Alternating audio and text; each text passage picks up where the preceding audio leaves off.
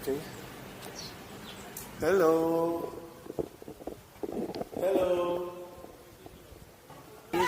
Ano yung hawak ng Guinness dito? Ayan, yung ano.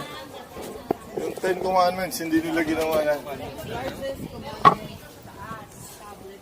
Oh.